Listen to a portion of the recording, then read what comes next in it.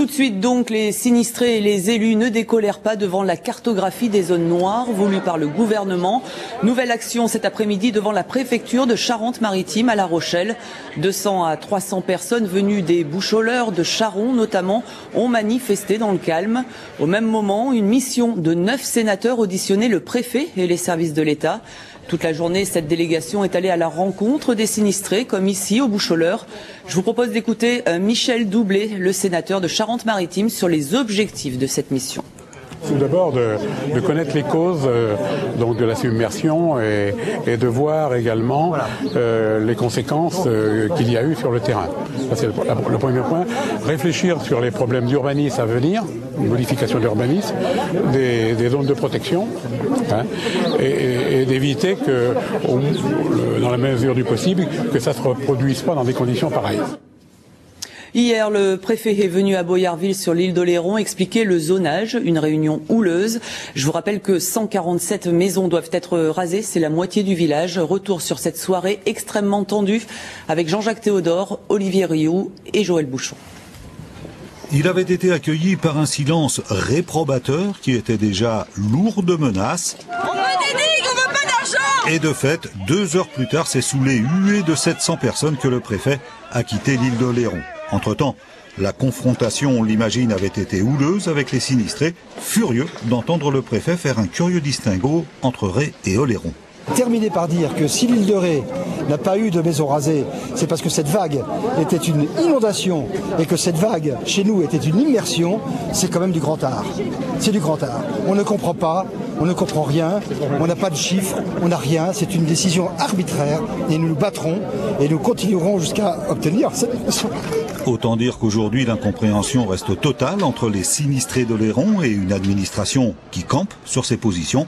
Boyarville et La Pérotine restent en zone noire. Plus de 150 maisons doivent y être détruites. Et toujours à propos de Xynthia, le ministère de l'économie a annoncé aujourd'hui que les sinistrés seront indemnisés sans subir de décote de vétusté. Ségolène Royal, bonsoir. Bonsoir. Merci d'avoir accepté notre invitation. On vient de le voir, la colère est grande chez de nombreux sinistrés. Le gouvernement maintient sa position sur le zonage. Vous, ce soir, vous demandez la suspension des zonages. Oui, c'est évident. D'ailleurs, on vient de voir même une mission sénatoriale qui est sur place. Donc, est-ce qu'il n'est pas totalement absurde de la part d'un gouvernement d'avoir asséné un zonage sans même consulter les maires ni les associations d'habitants et maintenant voir une mission arriver sur... Attendons au moins les comptes rendus de la mission, ne serait-ce que cela. En tout cas, moi, tout à l'heure, j'ai réuni les 33 communes sinistrées. Toute tendance politique, c'est-à-dire au-delà des clivages. Vous avez vu que la colère gagne partout. Les associations, les 9 associations de défense des habitants.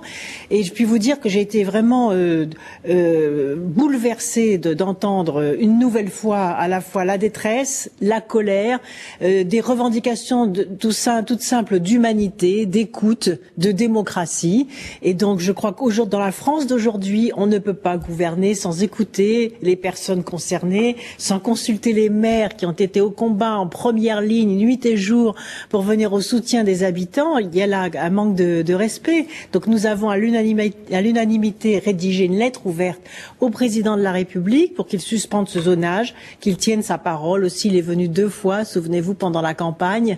Quelle est la solution selon vous? C'est faire du cas par cas? Je crois qu'il faut d'abord suspendre le zonage, reconsulter les maires et voir les raisons d'être des différentes zones de submersion. Vous êtes un peu sur la ligne de Dominique Bussereau et Jean-Pierre Raffarin au final alors? Écoutez, Dominique Bussereau fait partie du gouvernement et je trouve inadmissible qu'en tant que membre du gouvernement, il ait laissé faire cette façon brutale et même violente que les gens découvrent.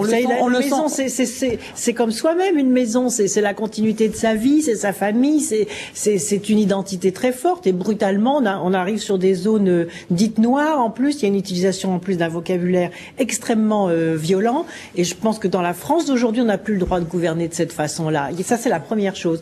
On a demandé 4 choses, donc la suspension du zonage pour que la concertation s'ouvre sur la base d'expertises contradictoires. Deuxièmement, que le chef de l'État tienne sa parole. Je disais tout à l'heure, il est venu 2 fois, il a promis des indemnisations. À l'heure où je vous parle, ni les ostréiculteurs, ni les agriculteurs, ni les communes n'ont reçu le moindre début d'euros des 3 millions d'euros d'urgence et des aides, des 25 millions d'aides à l'agriculture et à l'ostréiculture qui ne sont pas parvenus. La troisième chose, ce sont les digues, puisque dans beaucoup d'endroits, les inondations sont dues au mauvais entretien des digues. Et là aussi, Nicolas Sarkozy a annoncé un plan d'urgence qu'il faut donc faire. C'est pas la peine d'aller raser des maisons si on reconstruit des digues et si les maisons sont protégées demain. Et enfin, c'est l'urgence, c'est-à-dire qu'à l'instant, vous venez d'annoncer que le ministre des Finances dit qu'il n'y aura pas de décote, mais les gens ne savent pas sur quel niveau d'indemnisation on va leur proposer le remboursement des maisons. Et Monsieur Fillon a dit que ça se ferait dans le mois qui vient. Est-ce que ce sont encore des promesses en l'air, des paroles non suivies des faits? Et je crois que c'est ça qui suscite la colère et c'est insupportable. Pour revenir à Dominique Bussereau, on sent quand même qu'il joue la carte locale. Est-ce que vous, ce soir, vous demandez sa démission par rapport au gouvernement? Écoutez, on lui demande pas de jouer une carte, on lui demande de faire son travail. Il est président d'un conseil général de Charente-Maritime, il est membre du gouvernement, on lui demande au moins de faire remonter l'information. C'est inimaginable. Je ne peux pas imaginer qu'un membre du gouvernement, qui est en même temps élu local, n'ait pas été au courant de la cartographie des zones à risque. C'est incompréhensible. Donc comment a-t-il laissé faire ça? Donc je crois qu'il doit rectifier le tir et aujourd'hui se joindre à nous pour demander les 4 exigences que je viens de développer devant vous et en particulier tout de suite la suspension du zonage, la reprise de la concertation et des expertises contradictoires. Merci beaucoup Madame Royal. Dans le reste de l'actualité, un nouveau braquage de bijouterie dans la région.